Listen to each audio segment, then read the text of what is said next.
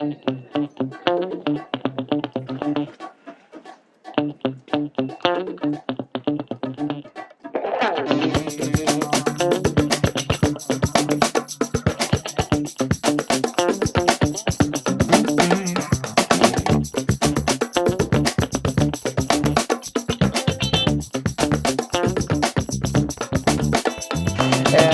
Carlos is a trainer, not a bro trainer, but he's got the science behind it. He's got a lot of good credentials. He's a physical therapist assistant, and I'm going to let him tell him more about himself because I need to shut up. Go ahead. Well, again, being 50 or over 50, this is coming on, I guess, close to 30 years of training in health and wellness, strength and conditioning.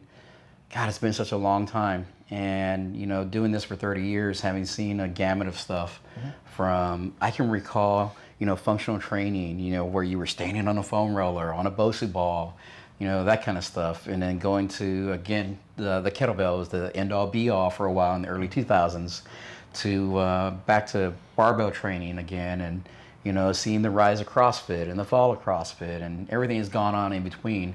When you've been around for so long, it's so funny to see like the trends, and as well as seeing like commonalities between all of those things. And, touching base with the bro trainer stuff, those guys still live and breathe. They're, I don't know how to describe it other than saying that they're a breed that They took a course typically. online, an online course where they got a certification from somebody, but their real application and field experience and understanding sport and fitness beyond their high school or college level programs, it doesn't extend much beyond that. Yeah. And even during those, like the application of the online courses, not to disparage those online courses, because at least it's something that's going on.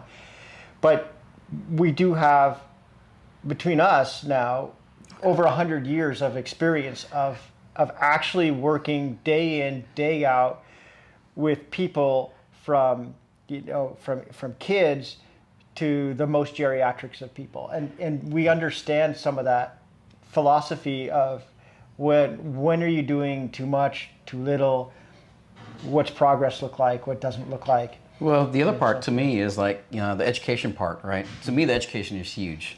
I think you touched on, how much education. I love my education. I love going to courses. It's also a good way to write some of those courses off when you take a little vacation, go to Disneyland. We'll edit that out. I don't care, tax man. I love my education. I also talk to people about when we first meet, about vetting the person. A lot of people who go seek a trainer don't vet them very much. It's like, oh, he looks good, I'm going to train with him. But nobody ever goes, okay, so tell me what makes you different. People come to me, like I had a client yesterday, like, what makes you different? And we talked about, okay, well, what I want to do is get to an assessment. I want to look at how you move. I want to look at each joint, how it moves. I want to look at strength. I want to know where you want to go. I want to look at short-term goals, long-term goals, and how do we get there? And then based on your assessment, how do we get to that point? Right. So this is like one of the biggest issues that if you go like to a standard fitness facility and you get the interrogation, before you get they want you to sign up for personal therapy, personal training, exactly.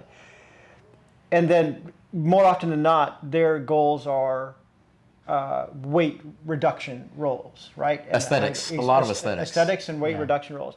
So I've been in that situation. I've gone to these gyms, and they've asked me this question, and I'm not a particularly fat guy yet at this point. I don't really have any weight loss goals at this point. My goals are very different from their goals. It's what's your why, right? Exactly. And then getting back to that, what's your why is we all have our why, and nothing wrong with aesthetics. If you want to go that route, hey, have at it.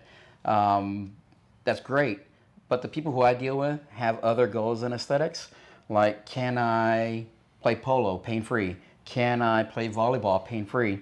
Or even not even just like the pain-free side. It might be, look, I'm playing polo, and I I'm trying to get up there and hit that ball, but I'm not getting the strength. I can't get as much power. Can I get a better swing out of this thing? Yeah. And how do I get that better swing? And then Which requires an assessment to look at what does that hip look like. Exactly.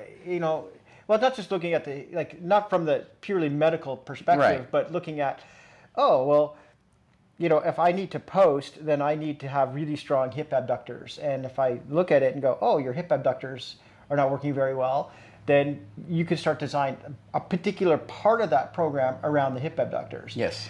Or if they're not hitting the ball strong enough, maybe they're just not, getting into the foot enough. Right. And being able to really, get that power on there. And so now you can design the program specifically to their needs. Yes. And, going back to, assessment and needs, those have to be things that you work on together. Mm-hmm. Meaning, like, if that's the goal is to be able to hit that ball on a horse that's moving like 20 miles an hour, mm-hmm. There's a lot of things that go into that. So it's not just, hip mobility. Do I have core strength? Do I have thoracic spine mobility to open up? Do I have all of that? And again, that assessment comes into play is, right. Do you have that? Right. And how do you get there if you don't?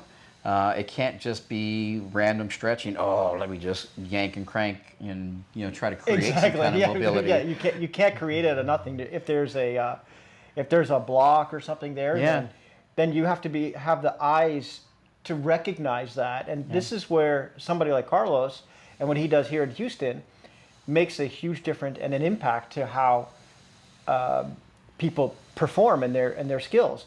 And Carlos is great because he does it right out of his house. Okay, he's training everybody right over here, and he's got a huge clientele that comes and see him. It's not about the location that you go to, especially when it comes to wanting to have the performance that you want to be able to get, and someone who with the eyes that he has, and the knowledge that goes behind it, and the experience of seeing it. This is where it makes a huge difference. It does. And, the other part, when you start looking at, those goals, whether they're short-term or long-term goals, mm-hmm. is also the commitment of that person is on a scale of 1 to 10. Are you really committed to getting to that goal? Again, and going through that vetting process. I like to vet my people too. Like, here's my homework. I like to give my people homework. Everybody who knows me knows I will give you some stuff to do. Right. I will take your phone and we'll video your homework. Here's your mobility work. Here's some strength work for you. Here's some flexibility work for you. I'm only going to give you 3 things or 4 things just so you're successful with those 3 things. Mm-hmm. And then, of course, like when you come back, it's like, I know when you've been doing your homework, just like your math, you can't progress with addition, subtraction, right. and get to trig unless you do your homework. Yeah. And with the homework that's you're doing, it's very specific too. It's like you're really working on. It's a neuromuscular re-ed piece. It's, yes. It's not going to. When you're trying to do strength training, the first thing you need to build is that neural pathway to the movement pattern you're trying to achieve. So when Carlos gives a piece for home, you're not going to be busting yourself trying to do something. It's not about benching more or pushing more. It's about developing this process of getting to the next level of neural integration. And when you have that, then now you can progress to the next piece. When you give homework, the idea isn't to overload, like, oh man, what do I got to do? Oh, do I have to remember this? There's too many things to remember. Make it easy. How do you learn to brace and breathe? How do you learn to move a joint at its end range? Because really you're trying to get end range of motion through a joint if that's your limiting factor.